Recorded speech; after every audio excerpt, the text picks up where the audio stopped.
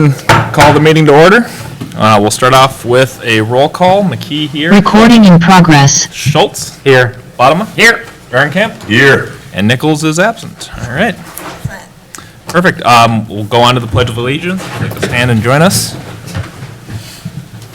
Pledge allegiance to the flag of the United States of America and to the republic for which it stands, one nation, under God, indivisible, with liberty and justice for all. Agenda approval. Anything from staff? No changes from staff, other than I will note on item 10A, there was one clerical error, and I'll note that to the staff level. Sounds good. Anything from council? No. Okay. Can I get a motion to approve the agenda as presented? So moved. Second. Any discussion? All those in favor say aye. Aye. All right. Commissioner representatives, we have Mark Lanterman here from Planning, and Phil Christensen may be online for Parks and Trails? I believe so, yeah. Perfect. Sounds good. Thank you guys for coming. We'll go on to open forum. Thank you, Mayor. No one, Yes, we're probably going to be able to do. It looks like we unlimited it. I don't know hello? if he's meaning to speak. Are you wanting to speak? If you're wanting to speak, joining us virtually, you can press *9 and raise your hand, and we can recognize you. Or you can press reactions and raise your hand. Otherwise, if anyone wants to speak in the audience for open forum, you can go up to the podium and give us your name and address. It might have been they didn't know they were not muted or something. Yes, I'm thinking that they had accidentally unmuted themselves. At this time, no one is raising their hand, and no one's come to the podium. Sounds good. Then we'll move right on to presentations, and we have two. First one is a years of service recognition for Steve Warren for 25 years. Wonderful, and Lieutenant Ryan Burns is gonna come on up with this.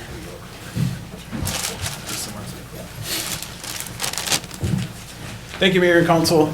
Officer Steve Warren started his career in 1995 with the City of St. James. Officer Warren started in January 6, 1997. At this time, in 1997 with Corcoran Police, at this time, his position expanded Corcoran Police from 2 officers to 3 officers. So that tells you how far we've come in 25 years. Steve, growing up in the area, quickly fit into the community and the Corcoran community policing philosophy. During Steve's 25 years, he has been a department use of force instructor, firearm safety instructor, youth and snowmobile safety instructor, field training officer, shop with the cop coordinator, police reserve coordinator, and in 2015, he graduated from the Minnesota BCA Leadership Academy. Steve, congratulations, and thanks for your 25 years of dedication to Corcoran. We have this back for you. And the 25-year, get it out. Slider on there. Years of service.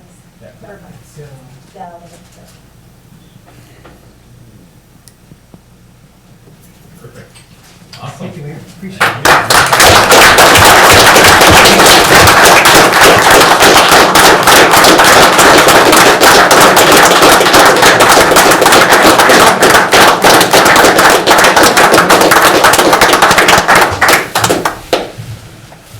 Okay.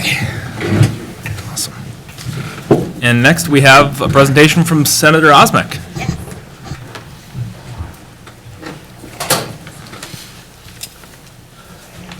Mr. Mayor, members of the council, thanks for having me tonight.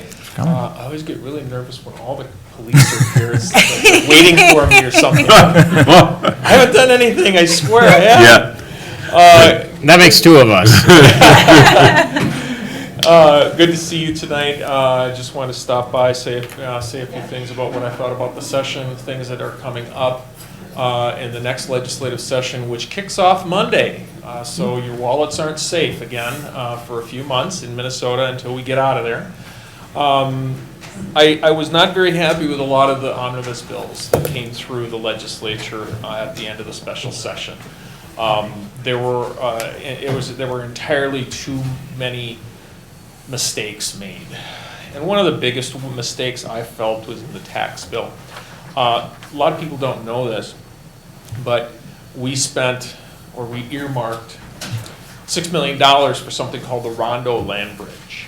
For those of you who don't know that, the Rondo Land Bridge is what's going to amount to a park over I-94 between Lexington and the Capitol Interchange at the cost of, well, depends on who you talk to. Sometimes it's $500 million, and sometimes it's an entire $1 billion for a park. It's very distressing that we put forth the planning money and the outreach money to start that project, because within 6 months, and I said this was going to happen, and it did, within 6 months, we were going to see something from the federal government, and they were going to start working towards this project, and they did. There's now federal money beginning to come to the state of Minnesota. This is not a wise use of tax dollars. It is just not.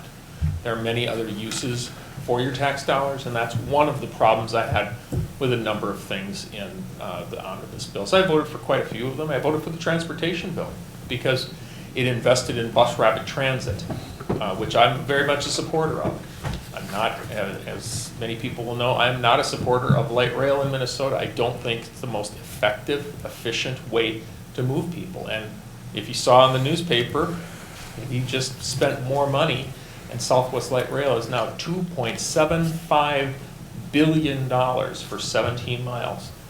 Just to give you an idea what that cost is, when you take the build-out cost and the operating costs by the 30,000 trips per day that is estimated, or rides per day, in other words, 15,000 people round trip, it amounts to a single ride cost of $22 plus per rider. It's a staggering number. The previous light rail lines that we have done have been in the $6 or $7 per ride cost. When you include the full build up, because when you guys put up a water tower, the money for that just doesn't grow on trees or come riding in on horseback. You have to pay for it, and you have to also pay for bonds. So it's very distressing on some things that we have done in the state. On the good side, I did get a piece of legislation through that I wanted to highlight. It was the first year I put it in. I rarely put in bills dealing with Department of Corrections. Not because I don't care about it, it's mostly because it's not in my normal bag of issues that I bring forth. I'm usually energy, transportation, local ordinances, local control. And I did a corrections one and got it through with 66 out of 67 votes. One person was absent, so it was very bipartisan. I had a friend of mine, he has actually moved to Florida now. He's living a warm life, you might say. And he still works with people coming out of custody, state custody, and reintegrating back into Minnesota society. And there were a lot of barriers that he was finding. Example, when you leave custody, do you have a picture ID? Probably something pretty important to have. So what we did, and it was unequally done throughout the correction system, we actually put into statute, before you leave custody, if you need a picture ID, we're going to make sure 3 months ahead of time that we have that ready for you when you leave custody. Another example is Social Security card. If you've been in custody for 2 or 3 or 4 years, you may have lost track, or better yet, it may be home, and that home may be gone now, or moved, or you need to have a Social Security card to get a job. We make sure that we have assistance to start the process, so the day you leave custody, you've got that Social Security card. And then another really important provision is medications, non-narcotic. If you're on a heart medication, I happen to be type 2 diabetic, if you have to have these medications for your health and well-being, right now in custody you have this little bubble card. You push the pill, you eat the pill on a daily basis, whatever the case might be for your medication. Right now, before this bill, you'd go home with whatever you were currently using. Now in Minnesota, you go home with what you're using, and you have a full month's supply, and you have a prescription for 3 more months that you can go any place and get filled, and we send you home with your medical records so you don't have to get re-diagnosed. Just these common sense things that help people become, and I say it this way, and it sounds a little strange, but it does make sense. I want everybody to be a taxpayer. Because if you're a taxpayer, in my opinion, you're helping carry the load, whether it's at the city level, the state level, you're helping carry the load to make Minnesota a great place. So we got that through. The House had a few dissenters, mostly because they didn't read the bill, but that's the House. We won't, you can talk to Representative Hertaz about things like that. But we got it done on our first try. I thought it was an exceptional bill, and we got it through on a very bipartisan basis, and that's what you're looking for when you go to St. Paul, Washington. I want to talk about Washington. Lastly, if you haven't seen it in the news, I will mention it. In October, I was nominated by my party to be the next president of the Senate. I will be the 14th president in Minnesota's history of the Minnesota Senate, and I will actually formally be elected on Monday at noon. It's a great honor. Many people don't quite understand what that means, what a president of the Senate means. It's really the operations manager for the Senate. It's not the political. The political leader, this is going back to your Schoolhouse Rock days. The political leader of the Senate is the majority leader. That's the person who sets what we're going to do. The president is the operations manager by which actions get done. There's a few more things to that, but really that's what it boils down to. And I'm more of an operations manager. So I'm looking forward to that experience.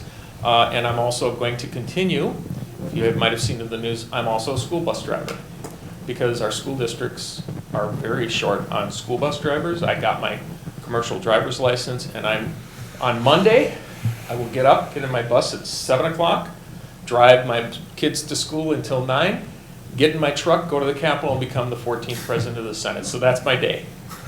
But it's another part of public service. I'll tell you, the kids can be challenging, and Tom Hauser, the reporter for Channel 5, he did try and bait me with a couple of questions saying, are you just doing the school bus thing to get you prepared for the romper room that's going to be the state Senate? I said, you can try, but I know my colleagues are watching. They'll kill me if I say something right now. So we'll just leave it go, Tom. He's going to do a follow-up article probably on it too next week. So with that, council members, Mr. Mayor, I'll answer any questions you might have. I see you're missing one person. You are going to be filling that at some point in time. Oh, no, he's just not here for Not this here meeting. today, Yep. okay. But answer any questions you happen to have. It's good to be with you. First, thanks for coming. Yeah. Mask. Go right ahead. I got a couple things. We talked about getting the Met Council LUAC meetings recorded last year, and you started that process, and I appreciate it. They are. Thank you for that. We have a couple of things that impact us. You guys went, and a couple of years ago, you enacted a bill where first responders who get PTSD, their insurance is provided for their lifetime if they retire with PTSD. And one of the things that happens to towns like ours and potentially is, and it's a hypothetical, but it's a very real hypothetical in our town. Somebody might spend 20 years as a, say, Minneapolis police officer, come out here and work for 18 months and retire with PTSD, and we are on the hook for their lifetime for health insurance, even though the traumatic incident that caused PTSD did not happen in Corcoran. It's a loop. It's not necessarily a loophole, but it's an unintended consequence of trying to take care of somebody who needs to be taken care of, but assigning our town to, and it's not the first time. It's happened before, where we're on the hook for an event that happened in another jurisdiction, but we ended up with a lifetime of payments that is hundreds of thousands of dollars. Lifetime insurance is expensive. So I kind of would like to see if we're going to publicize, meaning having the public take care of these people, that it's identifiable as to where the incident took place, and have at least perhaps a bigger fund pay for it, but we for sure shouldn't be held financially responsible for something that happened in somebody else's city. But the state left that out of the bill. I don't know if you know what I'm talking about. I'm pretty sure you do, but A little bit, actually came up at an event that I was at with police and firefighters on Monday, I think it was, or Tuesday. But I think what we need to do is at least have it proportional. So if it was 20 years, they served 19 in Minneapolis, 1 in Corcoran, at least it should be somewhat proportional and not the bag be held by the last agency. I think that would be a fair way to go about it, but it's not something that's normally in my bag of issues. I have written it down. I'll Yeah. see what I can get from Senator Limmer as the, as I call him, the Dark Lord of the judiciary. Sure. I'll Yeah. see what he has to say. But you're our guy, so like, both of you are good about returning phone calls and stuff, but we had nothing to do with that. And all it does is it would cause a disincentive for us to hire people. You can't do it, but you'd almost want to screen for what did you do in your previous life, and we're gonna ultimately be held responsible for that. Another thing that is on our docket tonight, there's a housing affordability, Comprehensive Housing Affordability Act, which is the old Builders Association's grab bag, and what they're gonna ultimately try to do is commingle special interests and saddle our town with a bunch of leftist policies, and it's challenging because it's almost like they're gonna put a bunch of responsibility for housing shortages and low-income housing shortages on growing and expanding suburbs. And I feel like part of what we need to do as a city is to protect our taxpayers from saddling that whole entire burden. And I hope that legislatively, that doesn't happen, that bill doesn't pass. It's going to be super harmful to us. Not to mention, actually, the constituents they're trying to help are not going to be helped. Do you know the file numbers on it, either the House file or the Senate file I number? think we do have that, actually. Yes, it'd be,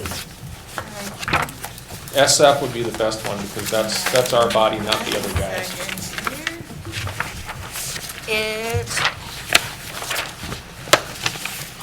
I don't know that it actually has been given an SF. Oh, okay. It's going to be introduced, I believe, at Oh, okay. next session. So it's not ready yet. Do you know It's a who's, new chapter. Elkins. Elkins is doing it? Yep. Okay. Do you know who on the Senate side is the? I the don't. outfit? Okay.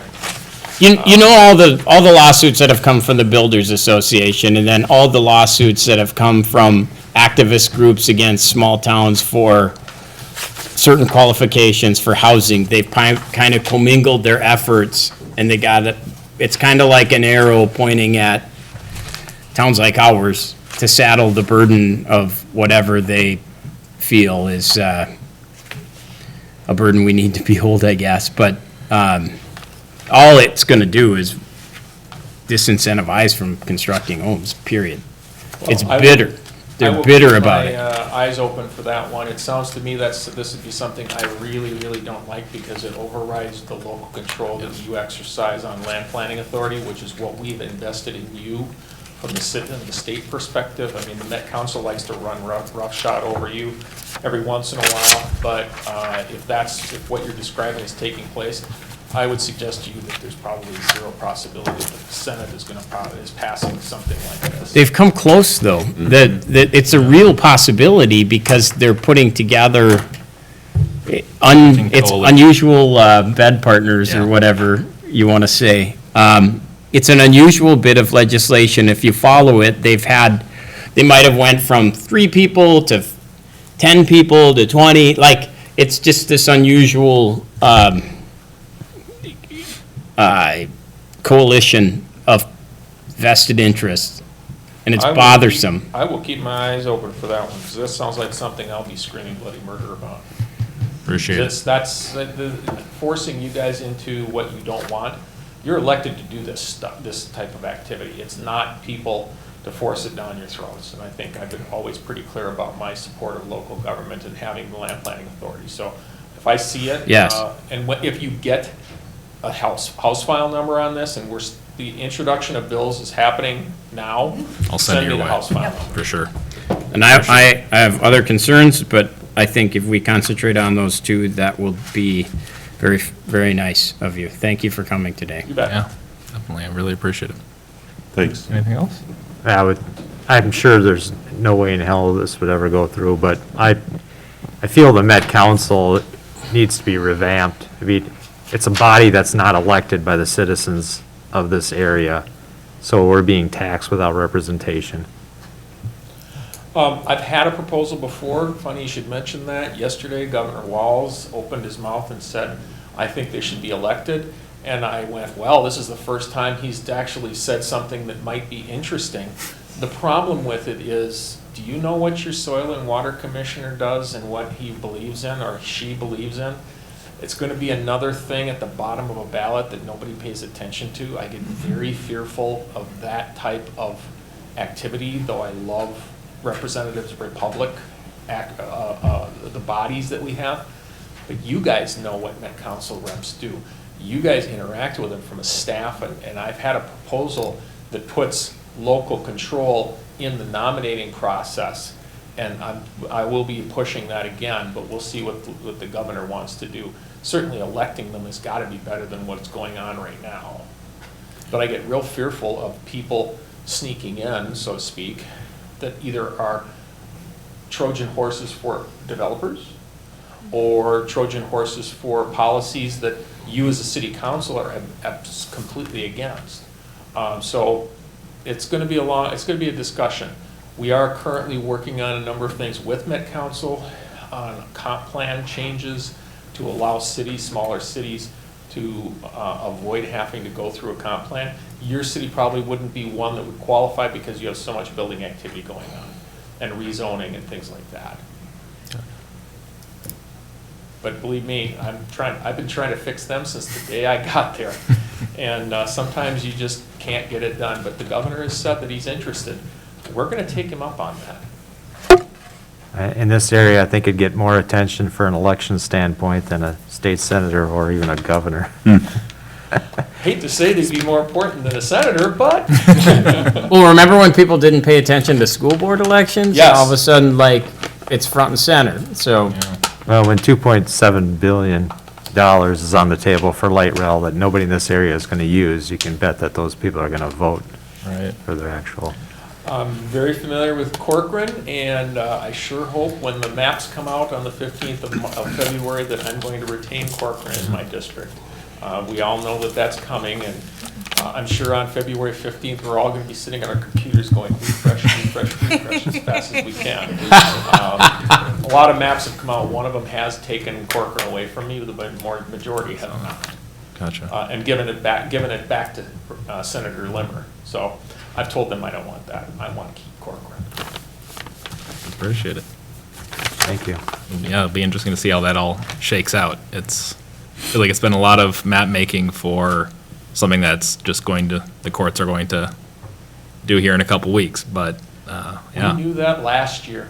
Yeah. We knew we weren't Right. going to get a map. We have our own maps, and unfortunately, actually, it's the Republican map that takes the Republican Senate map took Corcoran away from me Interesting. and gave me part of Plymouth, and I said, no, don't do that. Yeah. Well, thank you so much for coming. Really Thanks, guys. appreciate your time. Keep me apprised if you see something, because there's times where I might miss it, but I will be watching our bill introductions, because strangely enough, one of the functions of the Senate President is we direct the bills. So when they get referred, my office is the one that refers them to the appropriate committees. So I probably will be the first one to see them.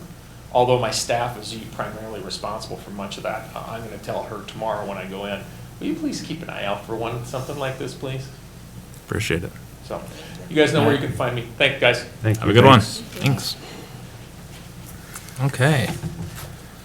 Consent agenda, which we just have. Two Well, items today. Yep, two 7A and 7B. Anything, anyone want to pull anything? Nope. Okay, can I get a motion to approve consent agenda items 7A and 7B? So moved. Do you have a second? Perfect. Any discussion? All those in favor say aye. Aye. Aye. Okay. On to planning business.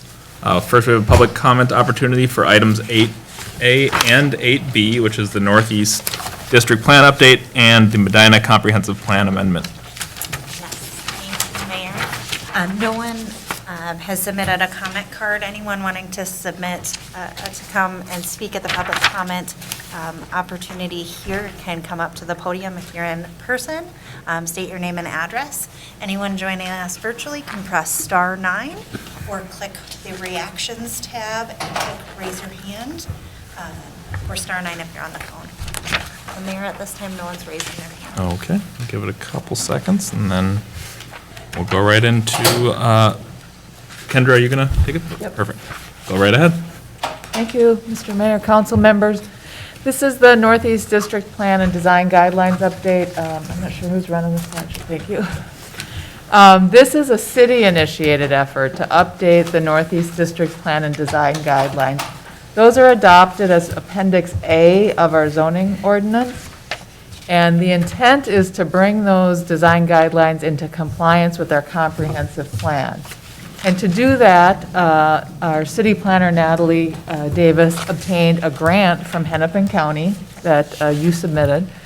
And we are using the framework of that grant as we do the planning effort. Last Thursday, the Parks and Trails Commission met and they reviewed the plan, specifically because so much of it is focused on sustainability in our scope of work. We really wanted them to take a look at those elements, which we felt were really more in their wheelhouse, for example, than perhaps Planning Commission. So they talked about sidewalks and trails, wanting to have those on both sides of major streets. That's a little bit of a departure. Our code requires sidewalks on one side of all new streets, and so they were supportive of, at least on however we define major streets, having that on both sides of the streets to provide pedestrian access as an alternative to auto transportation. And then a lot of support for native plants and trees, prairie grasses in lieu of sod, things that will use less water and maintain the green infrastructure that we have today. And in that same vein, did support retention of the larger setbacks that we have along county roads. As you know, we have a 100-foot setback from our county roads that can be reduced with additional landscaping, and they felt like we did not want to vary from those standards. And then just general support for sustainable design, and we'll talk a little bit more about that tonight. These are the two plans. So on the left is our existing Northeast District Plan from 2004. And on the right is our land use plan that was adopted. So what this does, it expands the Northeast District to come all the way down to Shuddy Road on the south, and on the west extends past 116, a little further, I can't think of a good descriptor, past Hope Church. That boundary stays fairly similar on the north half, north of 30. It includes some land south of 30 that was not previously in the Northeast District Plan. So the idea is that the comprehensive plan is the guiding land use. The map on the right was provided at the open house and shows the potential for some future street connections. If you go to the next slide. We did have so far 2 public input opportunities. We had an online survey that was up for about a month, December 14th to the 17th. And we're very excited that we had, I think, great turnout. 166 individuals participated in that survey. The survey results are in the packet, so I'm sure you've looked at them, but for those who haven't, really it supported the need for retail and service businesses in that Northeast District, as well as some office industrial uses, in addition to the residential that exists on the plan. And really, preserving natural resources and green space was far and away the biggest priority for the residents and landowners that commented. But there was also a lot of support for job creation and new businesses in that zone. The open house was held for the Northeast District landowners. Landowners in the Northeast District were sent invites. That was on January 11th. And again, very pleased with the turnout. More than 100 people attended that event, many from outside of the Northeast District as well. And results were similar to the online survey. We asked a little bit of a different question, and those visual preference survey results were in your packet this evening as well. Next slide. So the work plan, just as a reminder, and for those in the audience, this is a new concept plan for the Northeast District based on the adopted comprehensive plan. We are looking at planned infrastructure improvements so people can make decisions about where road connections will be. We're creating a street hierarchy like we did for the Southeast District, identifying the parks, trails, and plazas, and ensuring that those connections are all in place. We said we'd create a walkable destinations map. We will update our landscaping and screening requirements, and this probably, from the comments we've received, is probably the biggest focus. That's really what people are most interested in. We'll also look at gateway signage standards, architectural standards for new buildings, parking location and design standards. A lot of interest in making sure that those parking lots aren't just seas of asphalt, that they have green infrastructure in them. We'll be looking at all kinds of ways to incorporate sustainability into new development. The next slide. So as I said, no changes to the land use and zoning. That's a question we got a lot at the open house that is not being proposed as a change. But some of the questions for you tonight that were in the packet specifically are natural resource preservation is a priority that needs to be balanced with development goals. So what elements should we be prioritizing in the plan? I had some examples here and in the staff report. Are there certain businesses that should be encouraged in this district? This is a opportunity with 3 county roads close to the Dayton interchange. There's some opportunities here, but are there some things we don't want to see? And then I think just in general, this is a question we've had a conversation about several times, is the approach about incentives or requirements? So, there's different ways to encourage developers to do certain things, whether it's some incentives, if you do this, you get that, versus a requirement. So something that we'd like to hear from the council tonight. Next slide. Next steps, we have a meeting on February 16th with Hennepin County Transportation staff. We've met with them once. We're going to follow up again and try to get a commitment to our county road connections. We want to be able to plan for those intersections.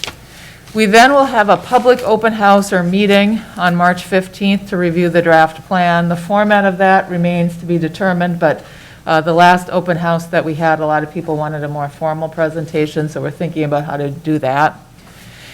And then Natalie and I were talking yesterday, and this is not in our current work plan and budget, but we do recommend that we add a second planning commission meeting on April 7th to review it before the public hearing, to give them a little more time to understand what's going to be in front of them. This needs to move through on the May 5th meeting.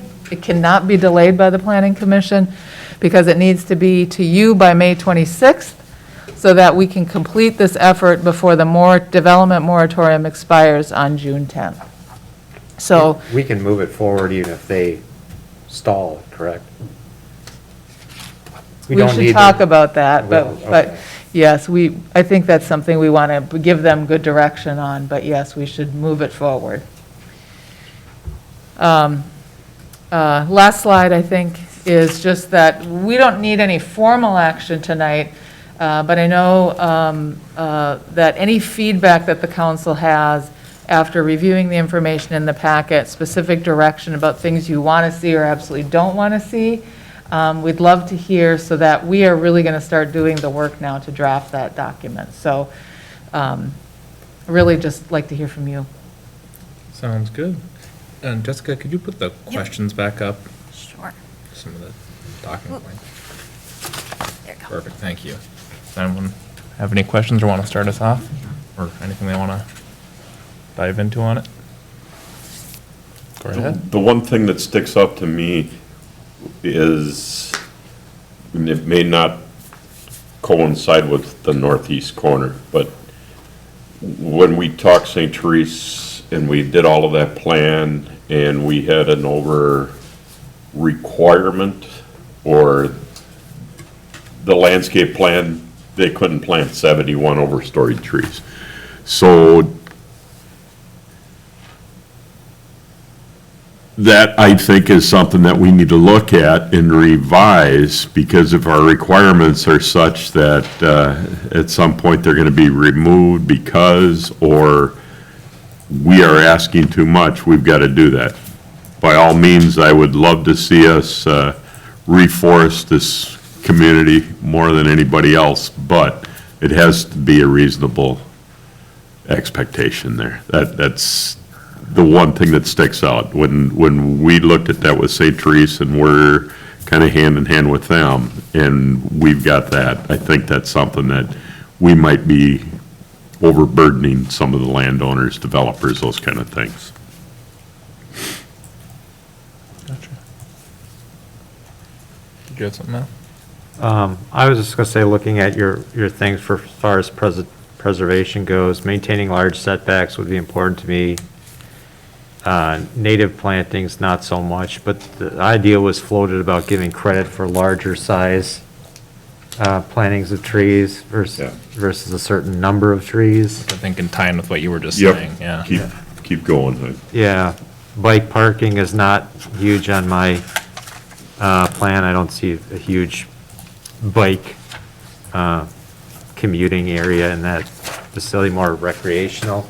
EV charging stations, to me, that's a market-driven thing and doesn't really need a city initiative from us. Wind and solar, I think we've already talked about solar years ago, and water reuse. If that water reuse can be incorporated into landscaping irrigation, I think that's a positive incentive, and I would prefer to incentivize builders in any way and developers in any way we can, rather than requiring restrictions that are harsh. I'd rather carrot than stick. Aren't there tremendous water reuse benefits from the watershed's perspective on some of these things? Yeah, they would certainly favor some sort of reuse. It helps get through the watershed if you do that. So if we really love that, we already have it taken care of by a different governing entity. Just FYI. I think you just emphasize that maybe because there are like multiple approaches. That is one that is attractive to a lot of developers, but you know, there are other ways to achieve the same rules through the watershed, but that is a very common approach. I would agree with a lot of what you just said, Alan.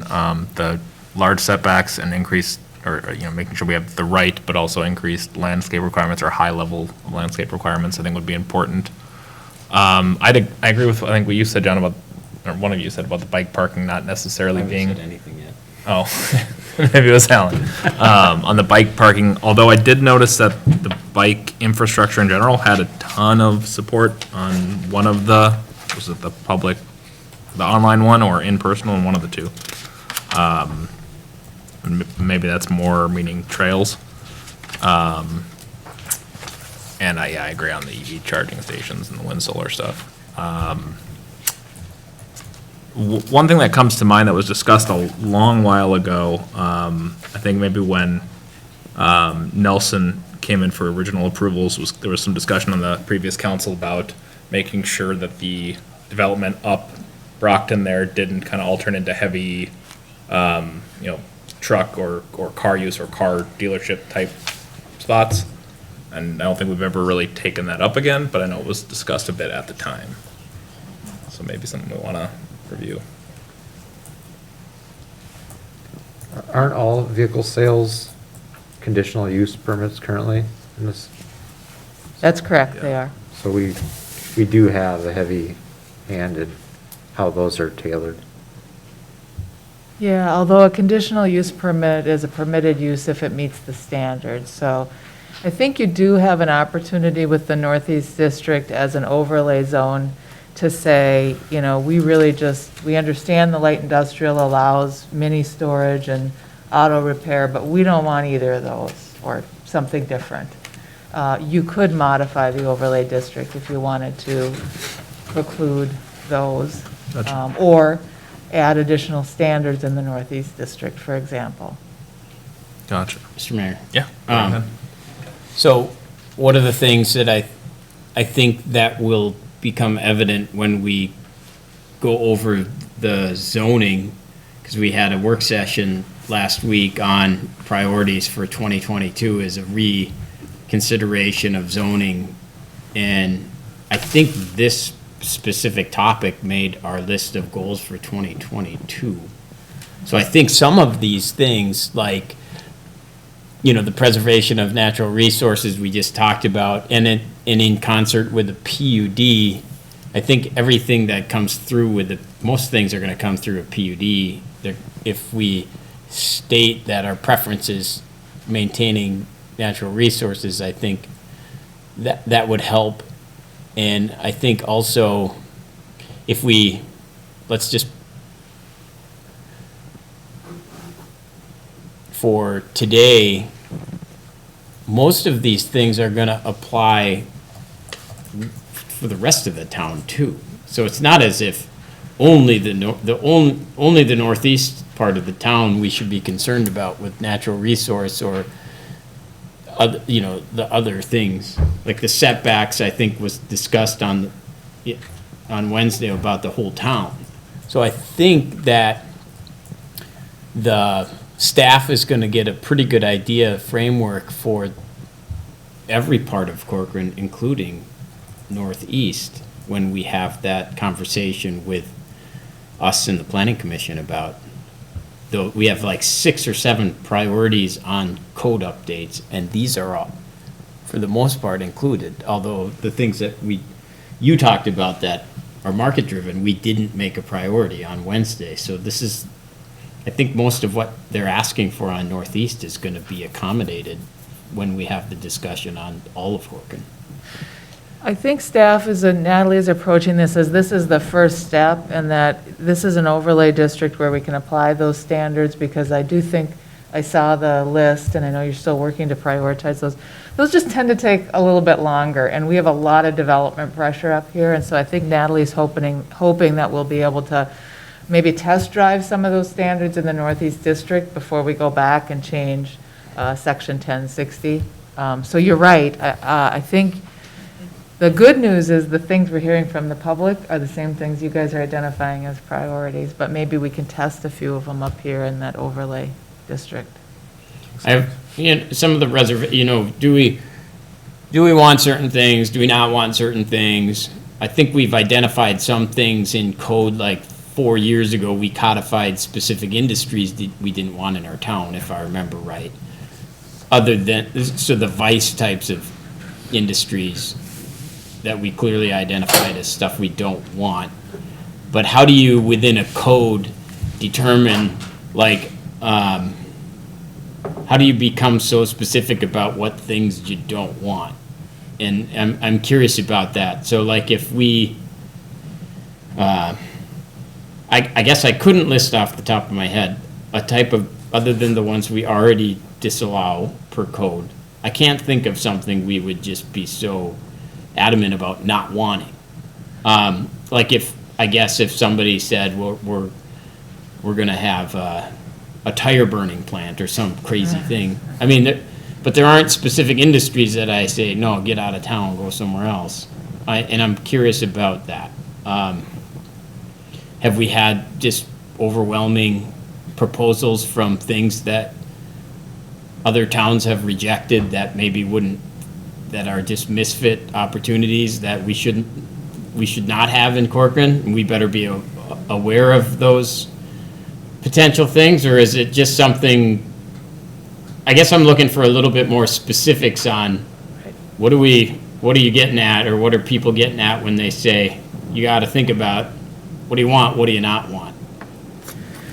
So, cities do adopt overlay districts that say, it's zoned industrial, and all of the uses in our industrial district are allowed except these certain uses because, and they'll have a standard. So, for example, recently Coon Rapids went through a study and they said, we have way too much mini storage in this town and we need to revise our ordinance and we're going to limit where those can go.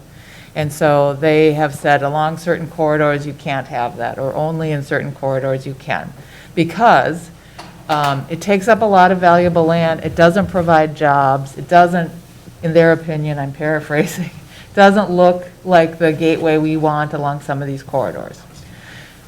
In some cities, they've said, this is our jobs corridor, so we don't want businesses here that don't provide jobs. We want to have manufacturing or warehousing and things that provide jobs, and so we don't want to see certain types of businesses.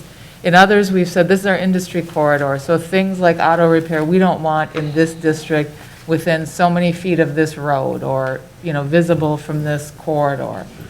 You don't have to do that. We want to raise it because we have a very limited amount of industrial land in Corcoran. We have the 80 acres here in the Northeast District, a smaller, I forget how big it is, a piece on Stieg and 101, and that's it in the Northeast District. And then, we've got the one big piece just west of the downtown, and then one big piece down on Highway 55 that you saw a concept plan for. So it's a limited amount of industrial, and so when cities have a limited amount of that, sometimes they'll say, we don't want that to be something that's not going to provide jobs, or something that's not going to provide a good job base, or something that's not going to be a nice, clean gateway. Can we take care of the clean gateway problem with the other parts of our code? Like, you could almost have any business so long as the gateway is clean. Absolutely. Right? You could have a big flower plant where all they have is flowers everywhere and it looks really nice from the street. Nursery. Yeah, or you could have you could have whatever, as long as it looks nice from the street, we can have it look nice from the street for, through other use of our code than specifically targeting. Absolutely. You Business. can use performance standards to do the same thing. But if there was something where you said, this is our goal for this corridor, and so we want to be careful, that's what we want to hear. And so if the answer is, Okay. we're fine with the code, that's fine too. I just want to raise the issue. I just want clarity on what you're looking for rather than, that's all, and I think I've got that. Yeah, like mini storage doesn't provide jobs. It can look good or it can look not good, We just go to other cities for our jobs. and so Live some here. people don't want to have that. The auto repair, they provide good jobs, they provide a service, but some people don't like that. There's different ways to address it, so it was an issue with Nelson, I wanted to raise it. We know who's looking at the industrial properties, and so they're anxious to go, so if there's something you're not going to support, we wanted to know. Mr. Mayor? Yeah. Aren't we already somewhat, we don't have to spend a whole lot of time on the preservation of the natural resources. Our natural resources are going to be wetlands and woodlands. What else, what other natural resources would we have? Well, when I was using it in this, I think green space in and of itself, we've talked Okay. about, can be a natural resource. The only tools that we have that specifically protect any natural resource is the Wetland Conservation Act. We don't have a tree preservation Right. ordinance, we don't have anything like that, so. And again, Kendra, I've experienced that preservation thing. I'd really like, if we could, if we're talking about that, an incentive to keep, if that makes sense, whether it be increase in density or something, but we've got some beautiful stands of trees around. It would be nice to see them incorporated into medical building aid, something, instead of them all going away, strategically placing product, not just industrial or business or mixed use, but even the residential side, instead of just taking everything down and redoing. An incentive there, again, if we do preservation and stuff, first thing we experienced in another community is just total devastation and stuff. So I'd love to be able to incentivize if there's something, and it might be going beyond, even to the point where right now, if somebody comes and says, I'm not using, what can I get to preserve a chunk of land that has a ton of trees? Is there a way that we can recommend a tax incentive, something like that, that leaves that alone? That's where I'm going. I think you know what I'm saying. I don't know what I'm saying. We talked about that, we talked about it Wednesday, and that's Yeah. that's up for conversation Yep. on whenever we have this meeting with the rest of us. We got a lot of great places, and we've got a lot of great landowners and stuff, and be nice if we could all come together and kind of have a decent plan. Anything else? It's hard to talk about what's the unknown if you don't know what's out there Yeah. that's looking at it, to say, I don't want this, because things you may think you don't want may turn out to be a very nice amenity. So it becomes hard to think of it in that regard. On Wednesday, we talked about sign ordinance review and stuff, didn't we? Was that a priority or not? I do not believe it ended up on the list. I don't think so. In regards to, I'm just trying to remember. We talked so much that night. gotcha. We had I seven. don't code think that was on the amendments list, that but were we looking- couldn't. Is that something we need to talk about, worry about? Monument signs, entrances to some of these uses, those kind of things? Is that something that falls into this or not?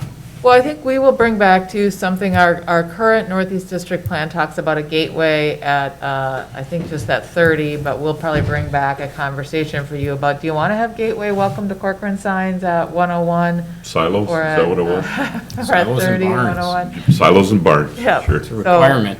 We're going to talk about that sooner than this gets wrapped up. But, so if you guys have things that come to mind, share that with Jessica. She'll get it to Natalie and I. I think certainly encourage you to be at the open house on the 15th of March.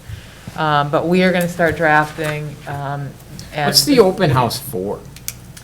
just for the public in advance of the public hearing to see what we're talking about and provide more feedback more informally before it's the public hearing itself. So we're having a formal discussion as a council and planning commission on this topic.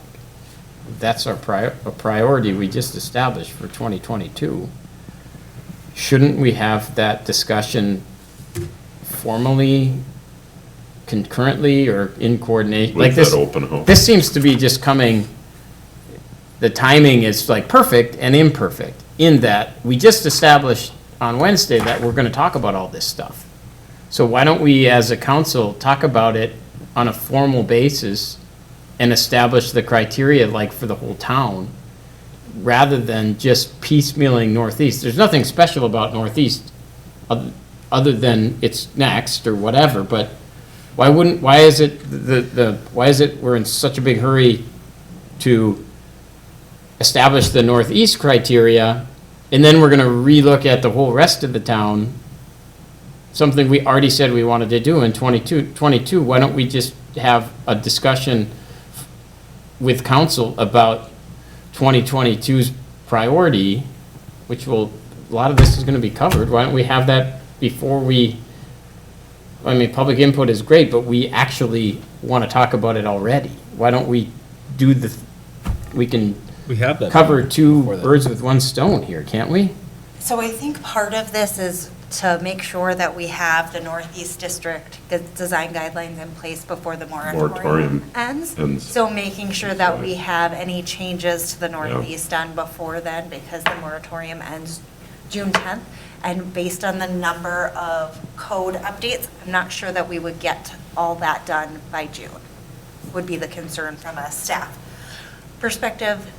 In order to get through depending on what parts of the code, the number of public hearings we need to get through, I'm just not sure that we'd be able to get to that before June. So whatever we do for Northeast, we have to do then for the rest of the town. No, it's an overlay district.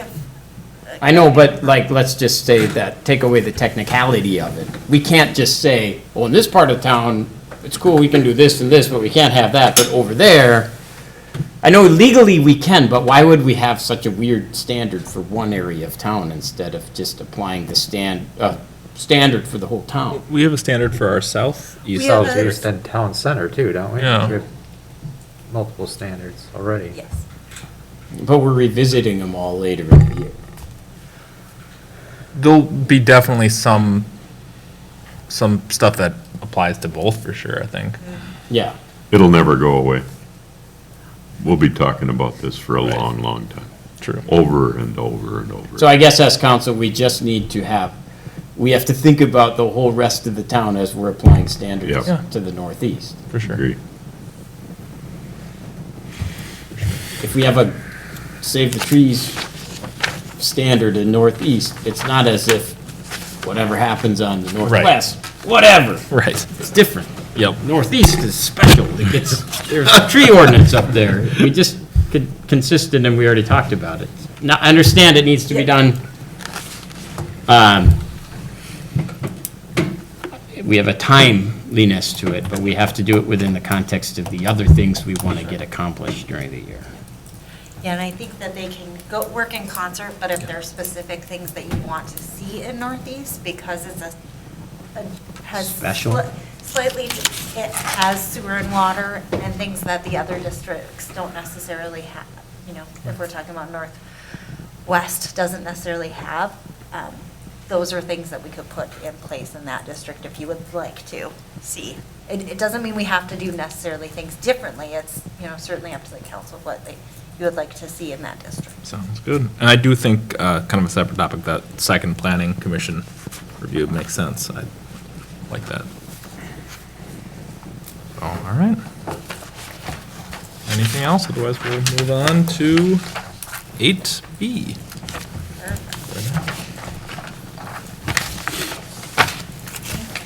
Council, 8B before us today is something that we wanted to bring to the attention of the council and the community, that we've received a comprehensive plan amendment for property in Medina, just south of Willow Drive. And we wanted to just bring it to the attention of council because the city is requesting that we send a letter to the city of Medina that encourages a few different items to look at when they're making the comprehensive plan amendment, looking at requiring some buffering and screening to mitigate the impacts of the residential areas, to require the development to construct a trail along Willow Drive within Medina to align with our future trail, require the application to study floodplain within the area, to define the base flood elevation and ensure development does not impact adjacent parcels, implement all reasonable measures to ensure industrial development traffic goes south, and stub for a water main to the Corcoran boundary to serve as a future water interconnection for city system. So really, just, we have a limited scope of what we can do, but we want to bring forward that those main concerns that we have with the change in the zoning, or the comprehensive plan in Medina. Yeah. Want to bring it forward for council review. Any And just ask that we, as long as it's amenable by the council, we'd authorize the mayor and city administrator to sign and send the letter attached to the city of Medina. Sounds good. Any questions for Jessica or thoughts on the draft letter? Let's see. I think the letter is fine, but how do we get into specifics of some of these things without seeming overly intrusive, When we're talking about, making significant effort to have traffic come in from 55 and not from our area, do we suggest certain turn lanes or something to limit traffic to only come in from 55? Not that I think that we're gonna see a whole lot of semi-traffic coming down Willow to come in here, but Right. when you're talking the amount of, Right. Ask the people who live on Willow if there's semi-traffic there. well, yeah, when you're talking, what, 200-something trailers? Yes. Parking area? Yeah. It's a major project in that area. It is a major project. And that's why we want to do our best to encourage them to look at these things, because it's a major change from what we've seen in their comprehensive plan. How are we going, how are they getting along with us when it comes to Hackamore right now? Yeah. Yeah. We're Good meeting point. with them in a couple weeks, Yep. February 9th, to begin some continued discussions. Okay, that's good. And the other thing that jumps out to me traffic-wise is that that's like the worst little stretch of 55 there.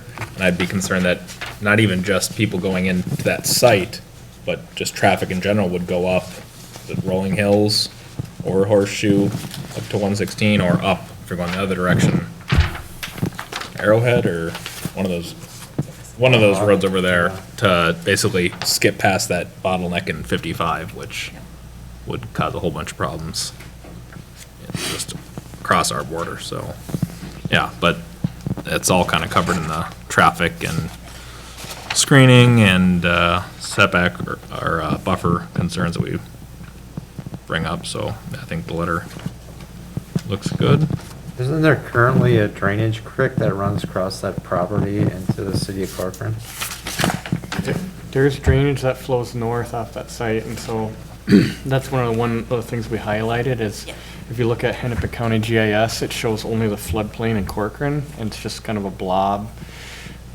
If you recall, the watershed in Huck 8, they're trying to redefine that so it follows contours better, but just looking at it at a very high level, looks like that floodplain actually extends onto the property they're developing. And so that's why we're asking them to, require the developer to study that because it directly impacts properties in Corcoran. So it's a real concern that we make sure that they do what they're supposed to do there. There's actually a drainage creek, isn't there, that runs off the property in the Corcoran? I think, I haven't looked at it close, but there's drainage that flows north directly into Corcoran. I think that floodplain. So can they use that creek to move water off that facility? Yeah, generally, you have to discharge water the same way that it currently was going. You're responsible to, hold it back with rates, and that's what the watershed looks like in other agencies. So, you're not, it still has to come on the same flow path. Okay. So that's something that we want to pay attention to, and when it comes to the watershed, we'll certainly highlight that. We're limited discretion because it's not in our city. Yeah. But, we can make sure we're aware of it and asking the technical questions at the different agencies to make sure we're comfortable with it. And if it moves forward and they make that, we'll request that we get some sort of documentation and review it to make sure, we believe it's in line with what they should be doing, so. At this point, it's really more raise awareness, make sure they didn't miss it, because again, if you just quick glance at it, the blob isn't on the property, so. Yeah. But we feel like it probably will turn out to be in the floodplain, and then there's other requirements they have to go through then. And it's been a while since I've been on Willow, but doesn't Willow come up to like a crest on a hill at the city border there? So the lower area, Corcoran's lower than Yeah. the site. Yeah, so I guess my question is the staff is, I know we're recommending buffering. My question to you was, if this facility was in our city, what type of buffering would you recommend as far as, screening to the residents in Corcoran? If, let's say this was in our city. Kendra, is that a planning question? Well, I think, landscaping and building orientation are big. You don't want the loading doors facing residential properties. You want to make sure that you've shifted the building as far away from those residential as possible, but you also need to think about loading docks and the noise from that. So without knowing what they're proposing, it's hard to suggest, but space and landscaping are the two buffering things we'd look at, as well as building orientation.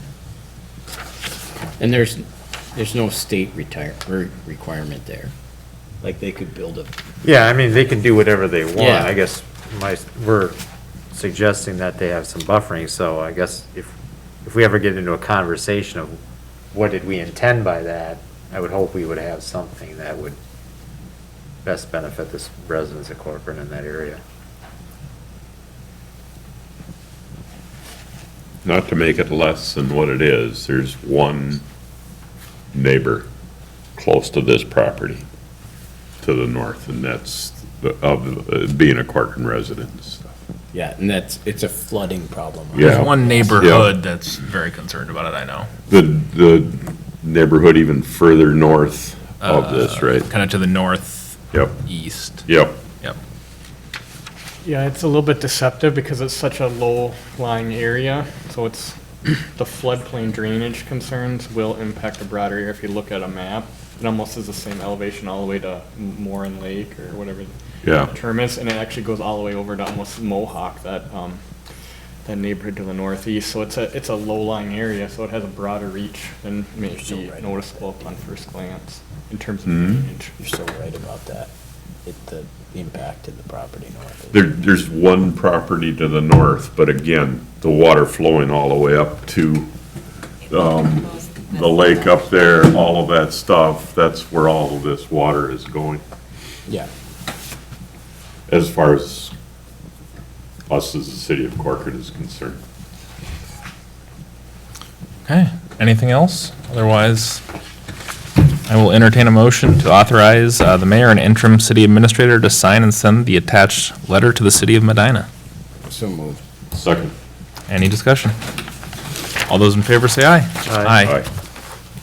Opposed? John? No, I said aye. Oh, sorry, I just- missed it.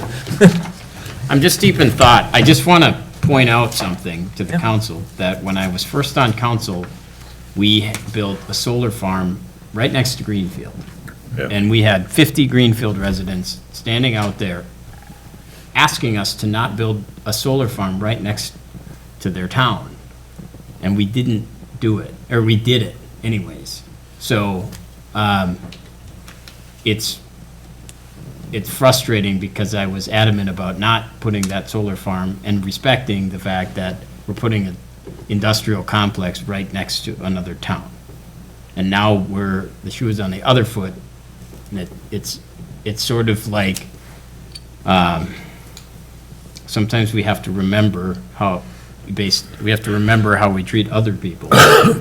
And now we're asking Medina to consider us when we didn't consider another town to the east of us, and it's frustrating for me. So Gotcha. just in the future, I hope that we can, when we do things, that we consider our neighbors too. Right, yeah, for sure. And I'm hopeful that Medina will consider us when they, I don't have any indication that they have a feeling one way or the other. This seems like it was pretty quickly came on their radar, so I don't know that they've had a lot of, or any discussion really at it, other than just initiating the EAW, so. It's nice that it's nice that they reached out and Yeah, talked to for us. sure. So we need to carry that on as a group here too. For sure. Okay. Don't have any unfinished business, so we'll go on to new business, and we have a public comment opportunity for items 10A through 10I. Thank you. Mayor and council, anyone who's wanting to speak, who's in the audience, can go ahead and go to the podium and state your name and address. Anyone who's joining us virtually can press *9 if they're on the phone to raise their hand. Otherwise, press reactions and click raise your hand. At this time, Mayor, no one is raising their hand. I would note that for item 10B, we do have the applicant in the audience. Number 10A, I believe the applicant has stepped out. Okay. Sounds good. And we'll go right into 10A. Perfect. Thank you, Mayor and Council. We received a recycling forgiveness request from a resident at 7720 Corcoran Trail East. Due to some technical issues, they were having challenge providing a written request to city staff, but they did talk to myself and the city accountant, asking for us to waive the fee. I did let them know that generally we do bring any type of waiver of fees to the city council, and let them know that the meeting was tonight. They were in attendance but are no longer here. But in general, in the past, we have not generally waived fees if there is a home on site. This property does have a home. My understanding is the home is vacant currently. But in general, if there is a property on a home where someone could reside, we have in the past charged recycling fees. So it's a policy question for the council on whether or not to waive the fees. In the past, we've had folks say that they don't utilize the services, and I think from a staff perspective, just the challenge of seeing if it's really vacant or not can be a monitoring challenge is probably our biggest concern. So really at the discretion of the council, if you'd like to waive the fee on this property, if you'd like to deny. Gotcha. Thank you. Yeah, I think the distinction for me that was important was, at first I was thinking this was a vacant lot, not a vacant home, which I think makes a significant difference, but I'll open it up to you guys. What was the clerical error that you brought up at the Oh, beginning? in general, it said in the past, council has forgiven for properties that are vacant. Okay. But I think we've only forgiven for properties that have no homes on them. Yeah. I think we would be willing to, properties that are condemned or in the process of a land use application where are scheduled for demolition and we have a demolition permit. I think we've granted a little bit of flexibility with a project that's been approved. But besides that, we generally have not. Yeah, I think that's the distinction for me. Can I ask a question? Yeah? And again, I'm gonna go off a little bit on a tangent, but it makes sense. So I have a vacant property, and I was charged a recycling fee on my vacant property. And I called Randy's and I said, I was charged a vacant property, or I was charged recycling, and there's actually no house on that property. And the person that answered the phone said, well, you have to pay it. I said, well, I don't have a house there. Don't have any recycling. Yeah, there's no address, there's nothing there. Can you go and, can you just erase that from your billing? No, we can't. You have to take that up with the city. And I was like, well, let me talk to somebody. And I talked to somebody and I'm like, there's gotta be a way for you to take recycling addresses out of your system. There is. So they administered the fact that I don't have a home on a property and they were charging me recycling and they got rid of it. So the question that I would have is, why is this our problem at all? We have a contract for somebody else to take care of we have a mandatory requirement by Hennepin County. Right.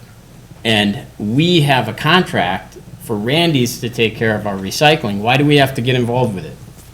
And I would like to understand that, why Randy's isn't determining whether that, of course, Randy's is gonna say for sure everybody should have it, like there's a huge disincentive. So, I did vote to not participate in the recycling program. I lost 4-1, and I don't think we should, but the question, like, why is this on our docket in the first place? And who actually handles it? And, as far as, now, that home is not owned by a Corcoran resident. The taxpayer does not live in Corcoran, they rent. It was a rental home. So it just happens that nobody's Renting it. renting right now. So we don't have a rental policy. We do not have a rental licensing policy within the city. But certainly, if the council would like us to have Randy's manage the recycling program, then I think we could give them some guidelines. In the past, it's just been something that we've always managed. We're doing it because the recycling bill Is our response, you know, comes is from the. is our fee. We send the money to the but- city pays Randy is why it's involving like that. It's part of a grant, isn't it? Yeah, so we get funding from Hennepin County to pay for a So portion of the. my thing on this, it's a flat fee, it's whatever. If somebody has theirs owner for 3 months, they don't ask for a reimbursement for 25% of it because they weren't here using it. It's a pretty cut and dry system in my mind, even though I do like John's comment about all of this stuff. I can't say no. They should appeal to the county. Yep. Now, if it was County of Corcoran, it'd be a whole different. We're working on that. I got one vote, no one seconded mine.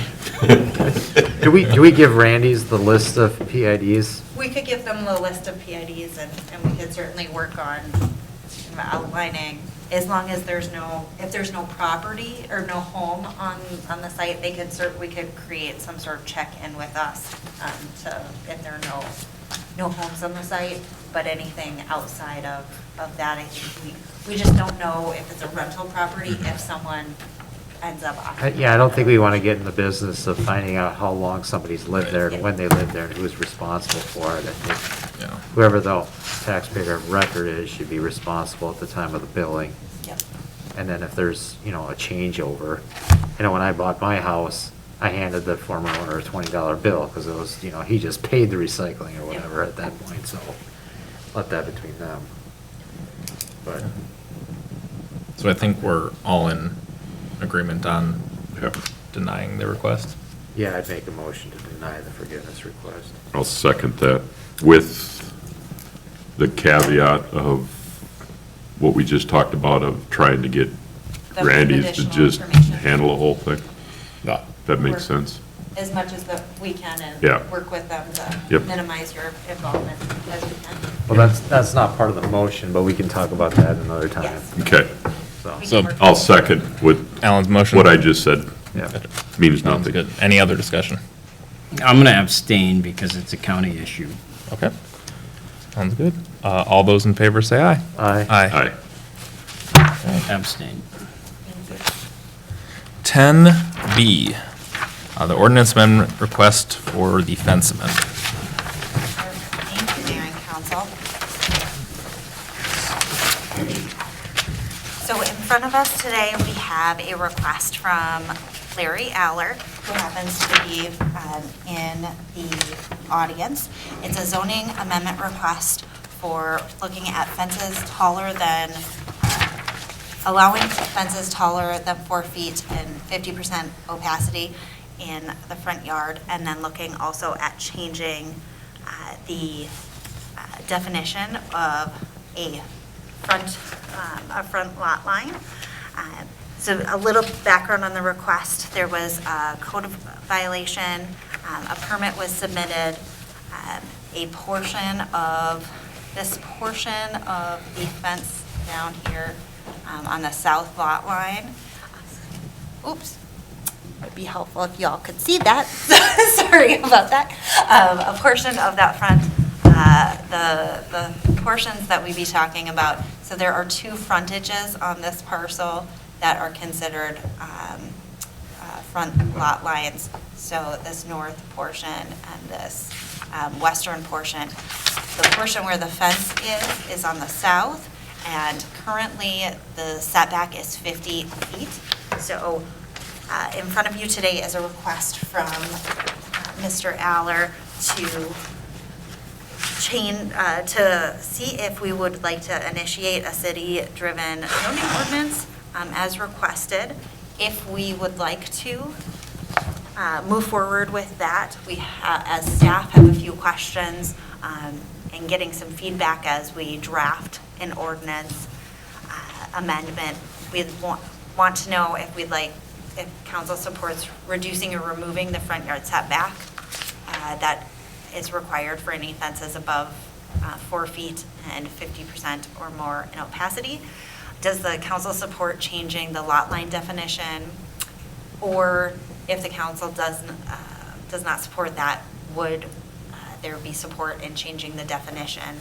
And then a few other things to consider would be whether or not we want the timeline and the prioritization of this ordinance amendment. The code enforcement action currently is scheduled for March, and so understanding that we may or may not be, likely would not be able to have a public hearing in time for March.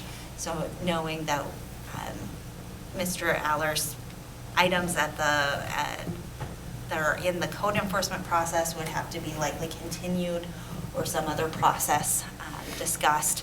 And then who would pay for the ordinance amendment, the main items in front of us today. Natalie is online joining us today if you have specific questions about fence, the current fence ordinance, but really those are the main items that we just want to get some feedback on whether or not we want to move forward with an ordinance amendment.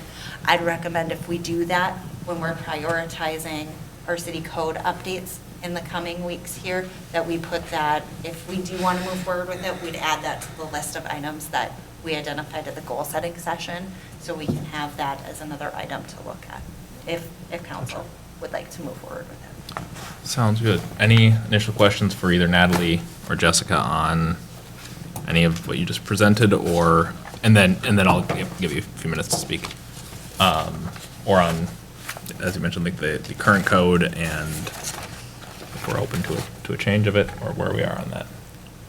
I guess I'd like to hear the applicant speak first. Okay. Yeah. I Go agree. right ahead. Good evening, Council, Mayor. So a little background, I'm not sure if you've read all the information I've sent, which was quite a bit, but just to recap very quickly. In 2018, I have a problem with the neighbor to the south of me that is just an old codger and just constantly called the city over the years. We lived there for 12 years. And we finally got to the point where we just decided to put a fence up. So I went to the city in 2018. This was when it was just an open bar. There was no door or wall there. Asked for the building official. He came out, and I said, and I should state first off, I'm a carpenter contractor. That's what I do for a living, so I understand the process that's involved. So I just more or less I wanted to know was, were there any height restrictions, and how close can I go to the property line? The gentleman said to me, he said, you're welcome to grab the sheet. He said, but basically, if you're 7 feet or under, you don't need a permit for the job, and let the city know what you're doing when you're done. And that's what I did. I built the fence, though, in a manner that is not normal. It's a very nice fence because I did it in a manner where you fasten the post to a footing through a threaded rod. So all the work was done, but no one would have saw the fence, but that took time to do. Father, business owner, so on. So fast forwarding through that, most of the fence was finished when my neighbor to the south, Mr. Mellon is his name, he decided to file a complaint saying that he didn't like the height of the fence. Just another thing amongst mixed other things because he doesn't really care for me. So in that, code compliance officer came out, sent me the notice. I reached out to our mayor because it didn't make much sense. And if you look at the code compliance specifically, it says that I was required to get a building permit. And if you look through the ordinance, which Natalie could talk about, and there was no requirement for a building permit. And I explained that to him, and I explained to him the exact same situation, saying that I was told that I just needed to notify the city when I was done. And I plan on doing that because the fence is only half finished. It's not all the way finished. It will carry from, not only from here, but up to this way. This is our backyard, and that will be what we'll talk about related to what's considered a front yard in this particular situation. So this is the two spots that I wanted to do it for, just for some privacy reasons, especially just, there's an old saying, fences make good neighbors. When you say it's not, I'm sorry to interrupt, but I want clarification. This section right here is done, but the fence is going to run all the way up along this section here too, but I have not started that yet. You haven't poured the footings either? I just just a couple. Okay, just, I drove by today, so I Sure. want to know what I'm looking at. So, so I explained that to the mayor, and I tried to explain that to the code compliance officer, and said to him that I was told I didn't need to say anything until after the fact. Unfortunately, the code compliance officer isn't very good at communicating, doesn't seem to really understand the code very well, and so talked to the mayor talked to whoever. I never heard back from the city after that, until this fall, when we received a summons of complaint to show up to court for the fence. So then I reached out to our mayor again and said, what do I do with all this? His suggestion was, at the time, he went and talked to staff, and they said, well, go apply for the permits. And I was against it because I was told, why do I need to do it? So I applied for a building permit, which wasn't necessary, which then the city, the staff, had a meeting on and said, oh, you don't need a permit, but then decided to say, related to what I'm asking to be changed on the ordinance, that I can't have a fence all the way to the front of this property.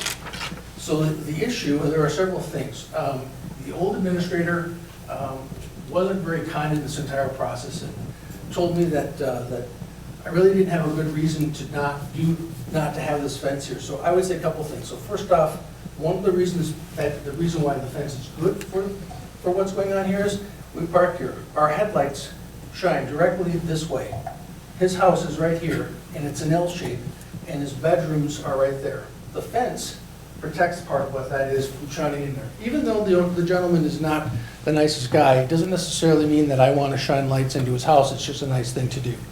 So Another thing related. if I can Yeah, jump go ahead. in real quick, you could have a fence there up to 4 feet. 4 feet is lower, if you understand. But I'm just saying, property. without a permit, you could have Well- a 4-foot fence there. Right now, you're 7 feet, and you did it so those lights didn't shine. I've driven by your place Sure. numerous times, and The other thing that Yep. related to it, that the way the code, so we've been talking about complexity of the current ordinances. It's allowed, if I were to have just put in a row of arborvitaes along there, 7, 8 feet tall, I'm not here tonight. So why Right. is it that the code allows for a live piece of wood, but doesn't allow for a dead piece of wood? And that's pretty simple with what I'm talking about, with how the code is in overall. Specifically in here, if you want it, because I'm all about safety. This is private property. This was all surveyed. I did all the work that was necessary for that. Made sure there was no utility easements. This is an old property. There was nothing on there. I did my diligence, what I needed to do before I did the project. It was staked out. I knew exactly where my lot lines were. I've done nothing wrong. I'm on my own property. But yet I'm sitting here in front of the city here, trying to defend myself for something that I did to solve a problem that I'm having with a neighbor next door. The staff, I will tell you, has not been the most kind in this process. They've been very argumentative as opposed to telling me how they could help me. When I had a meeting with the staff, with the old administrator, they more or less told me that it was my responsibility to come talk to you, to the council, as opposed to saying, which is what's supposed to happen in my mind for a city, is that they're supposed to say, let us talk to council and to the mayor, and we'll help you through this process and help to do that. It was just, you're on your own, go figure it out. And by the way, you're gonna go to court, and we're gonna make you a criminal because you built the fence on your property, and we don't like that you didn't come talk to us in a specific way. And I just really aghast at that. It doesn't make a lot of sense to me in any regard, and it really fits into really what you're talking about and what the city wants to do for the future here is, I mean, specifically, you have a code enforcement kid who writes me a citation on a code that doesn't exist. And so every time the council sits here, and I implore you for everything that goes forward from this, is that every time you're listening to, unfortunately, to Kendra, and she's talking about all these great things that need to be done or not done, there are unintended consequences for what you do. So I am also here because we have, and I won't muddy the waters with a lot of it, but we have a code-based complaint process, which doesn't really work. And in this particular case, the process of how we deal with code issues is related to a complaint by one neighbor against another. The problem with that is that you are seemingly thinking that everybody is not devious and not using that process in a manner to weaponize the city. And I can tell you specific, and I could spend here for an hour talking about the things that we've had to deal with when the city would come out. In my letter, it covers much of that, what that's in there. Kids are older now, but there used to be bikes out all the time. Oh, you can't have those bikes out because, the code comes by, we get a letter, you can't keep your bikes outside. Well, just live life, that's what that ends up being. If you've been by the property, you realize that the property's not unkept. I'm in the process of completely remodeling the outside of it. I'm a good neighbor, I'm a business owner in this community, and I'm just a little taken back that I'm being treated the way that I have been. So I don't have anything else to say unless you have any questions for me. Appreciate it. The fence is on the property line, or? No, it's did actually you- 2 inches off. That's what I read it, I wanted to hear it too. Yeah. And you do all of the maintenance? Yes. How do you maintain those 2 inches? Well, I have an agreement with, further to answer John's question, so this gentleman got to the point of where it will be up in April, but there's a restraining order related to this whole entire thing that he initiated, but it ended up turning up against him on the process. So in that restraining order, because I was in the process of doing this at the time, I have permission to go on his property to maintain the fence. Okay. So if not, I also built the fence in a manner that if I had to, I literally could pull a panel down to deal with something. It's all done from my side. The reason why you see the fence built as it is was for the purposes of if I needed to do some kind of repair, I can do it from my side. That's why. Can I ask a question of staff Go for it. related to, he might have a follow-up, but do we have record of complaints against him? I'm only trying to learn from a city's perspective, so we don't have retaliatory or, those kind of complaints. Do we have record of any of these complaints and the results of it, or any of that? We likely would have record of complaints. Complaints are generally anonymous, so I wouldn't be able to talk about who made complaints necessarily, but we likely would have some sort of record dating back to when Mike was the code compliance official. He did have records. Because we do want to take consideration of harassing complaints. Yeah. I mean, I think we can leave bikes out overnight in our town. I believe so. I think there are some specific storage items that Kendra could talk. I want to get a good flavor of what's going on here. And also, if it brings to light a different problem, like if we don't keep track of some neighbor that constantly is filing false claims against the city and they need to file a restraining order, it's challenging. But that's not a question up for topic today, but it's just something to think about that he brought to light. I don't have any further questions. Okay. Just Mel.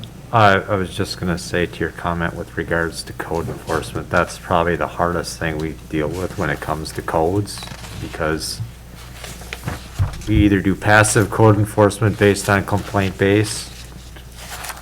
I have a good suggestion if the council is interested in hearing it. Well, to your point, there are bad operators that use it against people. We've tried the other proactive approach. I have a solution for it.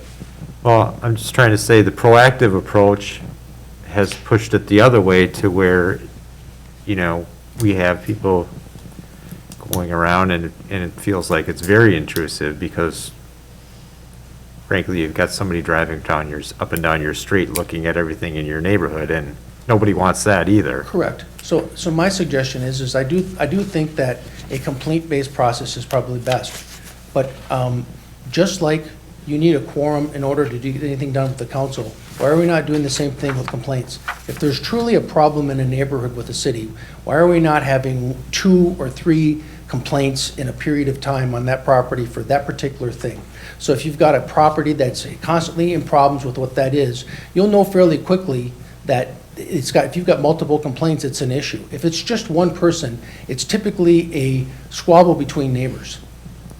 And that's something that could be easily addressed. I brought it up to the staff, and they told me that they didn't like the idea because everything's anonymous, and I said to them, aren't you supposed to know who your accusers are to begin with?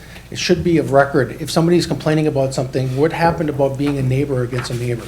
I mean, the reality is that, we've gotten away from that, but I don't think that we should. I think that we The should go back. downside of that, and I can speak to experiences, you may have neighbors that are friends with the person that the complaint is being made against, and you may not get a quorum even though the complaint is so egregious that it really needs to be I addressed. think you're taking it too far because right now, you only need one of those friends to make a complaint against that person that has something done. So whether you have 1, 2, or 3, and those 3 are friends, if there's an issue, there was an issue with only one. So your point is sort of moot. Well, I mean, that's a matter of opinion, really.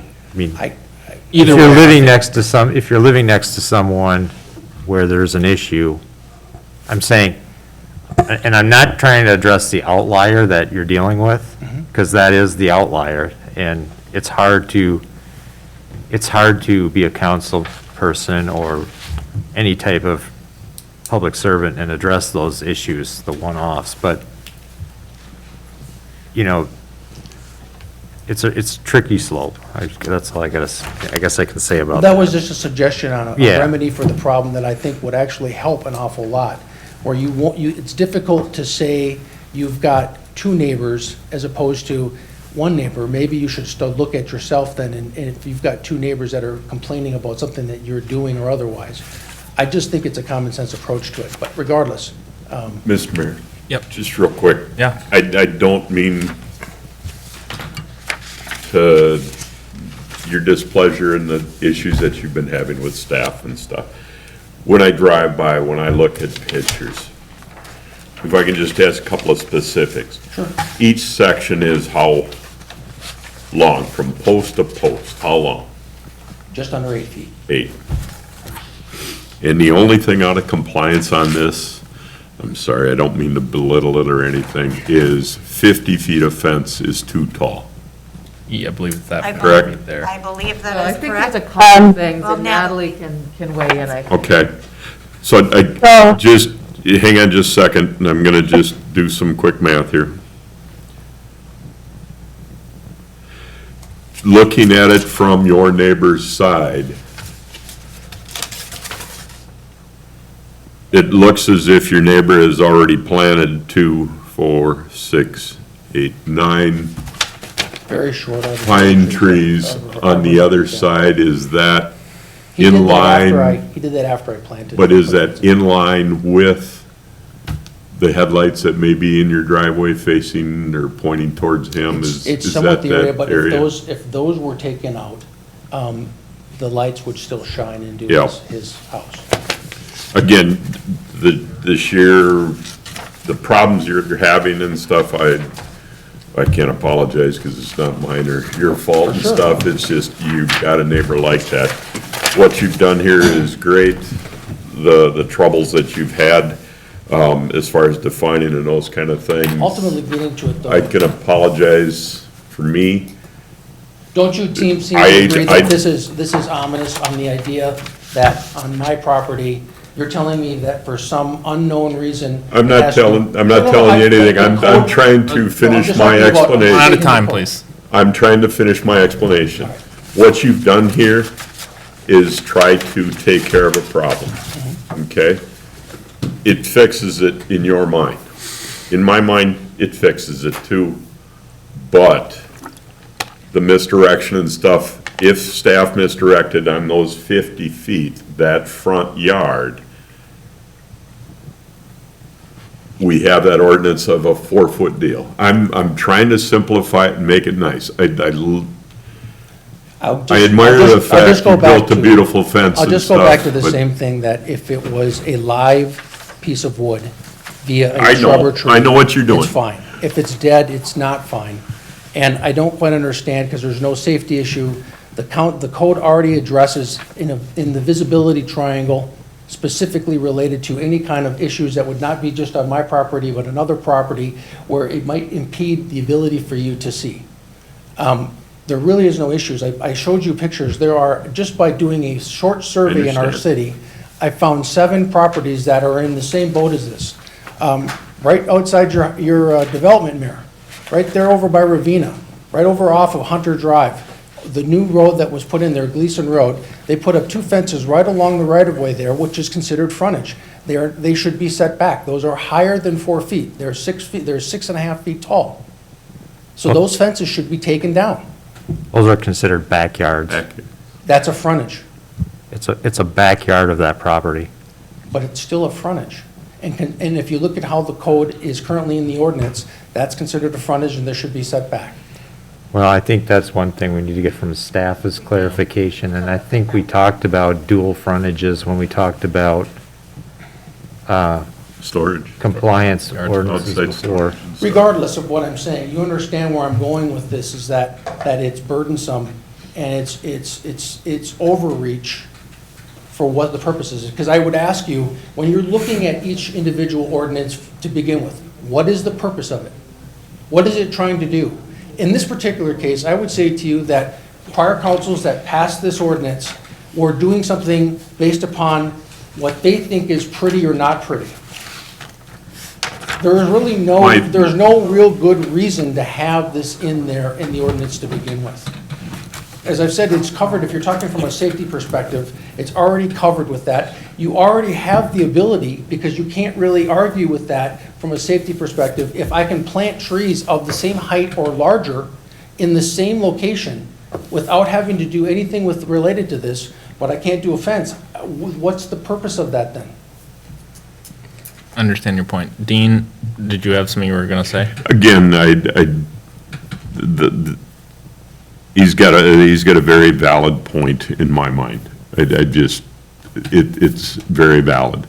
My specific knowledge about the fencing and those kind of things, a lot of the fencing and that 4-foot limitation is related to sight lines, those kind of things, but it's usually not related to multiple yards between house to house, okay? And trees, those kind of things, you can make all kinds of assumptions and stuff. It's just that front yard, if you look at these trees, the larger pine trees that are there, they've been cut back, okay? Where because of sight lines or just general pruning or just to make the trees better, whatever, I don't know, but I'm just saying, we have the ordinance and it's at 4 foot from the front yard, it's there for a reason, safety, whatever, those kind of things. He's got a valid point.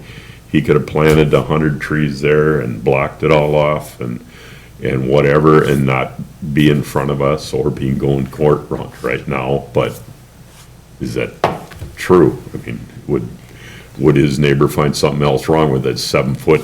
It's a beautiful fence. Goodness gracious.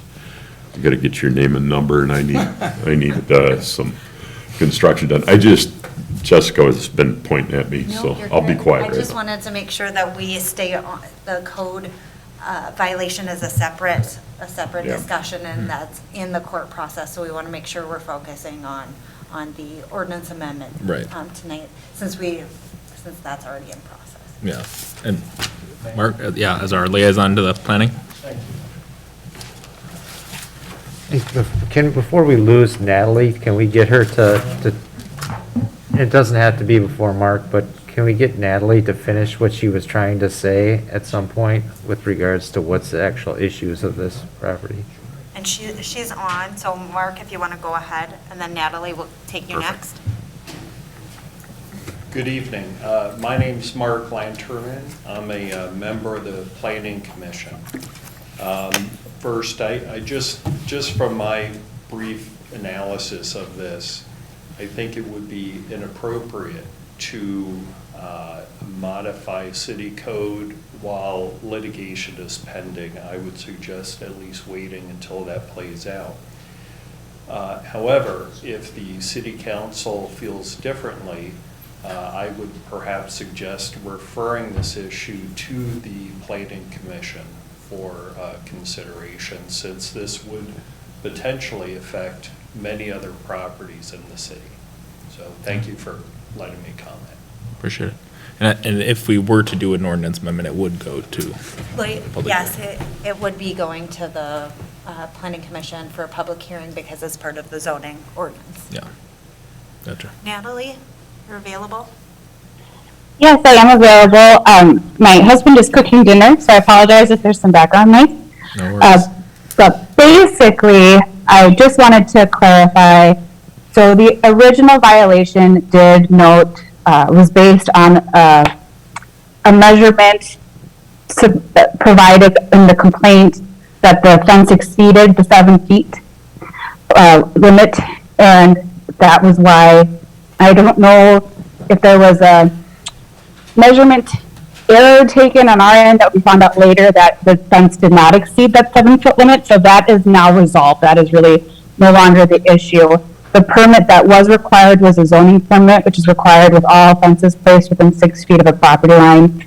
That allows for drainage and utility easement evaluation by the city.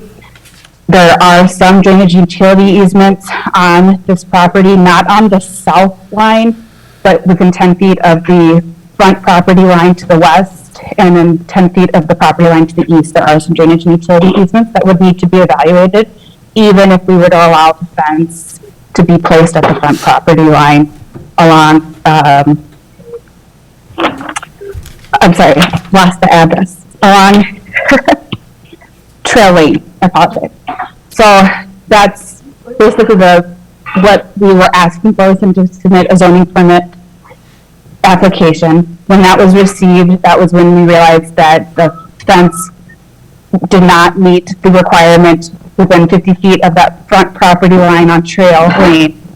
It was too high and it's too opaque. So it's not just that it's 7 feet tall, it's that it has an opacity of 100%. And if it's going to be that close to the property line, it would have to be 4 feet tall with an opacity of 50% or less. And I believe that's why we do allow for vegetation closer, because A, it doesn't impact drainage and utility easements as much. B, there is more opacity with vegetation than there is with a fence constructed like this. And then I would just add that we wouldn't allow trees to be placed in the drainage and utility easement either. We would recommend that those be placed out, because the city or a private utility company would be able to lift those out at a later date. So it is a complicated factor, but I don't necessarily have anything against reducing the fence setback for a fence that tall. I just think it's going to be a larger discussion. It's not very easy, and we're talking about applying it across the city overall, with smaller lots being created on our eastern side and having larger lots created on the western side. It does make it a little difficult because some of the drainage and utility easements and right-of-way management is going to differ between those two sides. A 50-foot setback definitely provides a lot of, it's almost easier to apply, whereas if we did something like a 15-foot setback, it's just going to be a discussion we're going to have Public Works, because there are concerns with that. But we could definitely look at reducing it. I don't know if removing it is the right answer. It would have to be something that we look into. Thank you, Natalie. Any questions for her on that? So I guess the question for the council would be, what's the appetite for a potential code amendment, if any?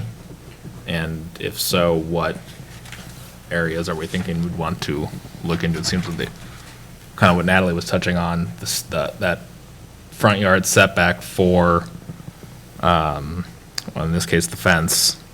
And I've seen it in some other cities where it's less than 50. 50 does seem to be on the higher end. Yes. So I guess what's the temperature of the council on that? Go ahead. I think anytime we have, This is the building setback. Gotcha, thank you. what? It's because it's the building setback, that's where the 50 comes from. So currently, if it's a front yard fence, it has to be set at the building setback, Yeah. not necessarily 50, just whatever that front building setback is. Yeah, yeah. I talked to Larry on the phone the other day and talked about, it really, I think compounding all this is like, they always talk about, and we on this side of the table get lumped in as government.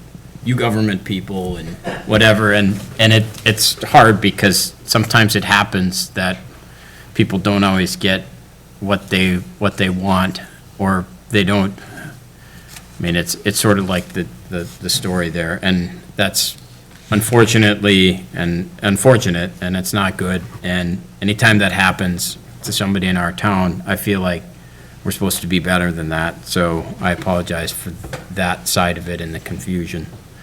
I also think about what went into creating these codes in the first place.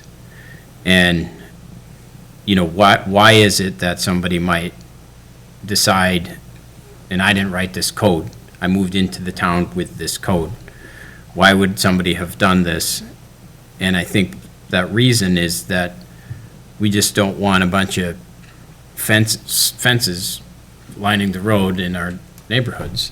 And your fence is really nice, like, we can't interpret laws based on whether what they did was nice or not. I wish sometimes that was the case, but it's a problem, and it does have to do with looks and expectations. And when you live in a neighborhood, there is a certain expectation, and it's codified by a process. So along the way, somebody got elected, it went through commissions, it went through the final say, and people have decided that they don't want streets with fences that go up to the roads. Right, wrong, or indifferent, it's not, it's something that is codified. And so we, as a council, can't be, unless it's really egregious and we all think it's a really dumb idea and that we're okay with having fences that go all the way out to the 7-foot fences that go all the way out to the road. But you can't do vegetation all the way out to the road. What was that? You can do vegetation. I know, but so when you say it's just dead wood, I mean, you could use that analogy and build a house next to your property. I mean, there is a difference between a live tree and a fence. So You saw some of the pictures I showed you from Corcoran, right? I did, and so. Let John finish. And so part of it is that just tells me we haven't done a good enough job, taking care of the other parts. It's hard to make an argument that what you should do is okay because you see other examples of people not following code. I hear what you're saying, and it's frustrating, but now we know, had we known about them and just turned a blind eye to other people who are breaking code, actually you would have a case, because we as a council cannot selectively enforce code. So if we have on record those properties that you show us and we actually turn a blind eye to them, we would have a problem enforcing your case. So if that's the case, then we have a problem, and we should know about that. But I don't think that we have chosen to not enforce them. We just aren't aware of them. In my opinion, it's hard for me to take a piece of code that has been through a process, and the process has been sound and done by numerous elected officials and numerous commissions, and say, we're just gonna throw this piece of code out and allow people to go all the way out to the road with 7 feet of fence. So I have a hard time, I hear the frustrating part and the neighbor thing, but I have a hard time looking at that code and thinking it needs to be reversed. And I also think we would have a hard time selecting this issue as one we're not gonna enforce. enforce. It's on the books, we have to enforce it, and I don't see a compelling reason to change the rule to allow that fence to go out to the road. And kind of a follow-up on that, there is kind of the in-between too, if we think that that's the appropriate solution of not necessarily to the road or the 50 feet of amending it. Like, I think Natalie gave the example of 15 feet. Yes. So there's no. Whether we go 25 feet or 50 feet. But we're not going to turn, I kind of like Mark's suggestion where, like, if that's on the table, we should look at it, but not, we as a council aren't going to decide that tonight. Right. We have to give, unfortunately, in government, everything's slower because it's process-oriented. We have to have a process. If we feel like 25 feet should be the answer, and I don't know, because this is the only evidence of any distance or whatever I've seen. So my initial thoughts are we have to enforce the existing code, and if there's appetite to look at at changing it, then we go walk through that process at a later date. And we apologize to you for the service that you may or may not have gotten. Or, sometimes I forget sometimes when people ask me questions and I answer them, and then I have to like caveat it and say, or we have to be aware that the gravity that we on this side of the table, when we answer a question to the public, they actually think that we just answered it in an official capacity. And so it's really, I'm not saying that happened, but it sounds like you got some maybe answers that maybe weren't true or specific. So that I'm sorry about. And we have to learn from this and I guess all I would say is that I feel that it alarms me in general, even listening to the Knights of the Council, is that the idea that you seem to think as a body that you have the right to maintain or tell people who have private property what they can do on their property. Just in general. And this is really no different than that. I did my due diligence with that, and I respect what you have to say to it. And what will end up happening is I will probably end up having to pull part of the fence out and put green trees in between those posts. And that bugs the hell out of me, but it may force me just to run for office if I don't like it to make the change. So that's where it ends up getting to in this process. I guess I just adamantly disagree with the council if that's the idea of it. I didn't expect, by the way, to have an answer done tonight. If that's what everybody seemed to have thought, that's not the case. We fully intended figuring that we were going to have to go to court. The only thing that I will say on top of these things that are outside of what that was is that we just received a letter because the city attorney also seemed to think that we were confused about the issues, because I just re-roofed my roof, and on top of this issue of front yards, I had shingles sitting in what I call my backyard that the city calls the front yard, and that was also a summons of complaint that was on there.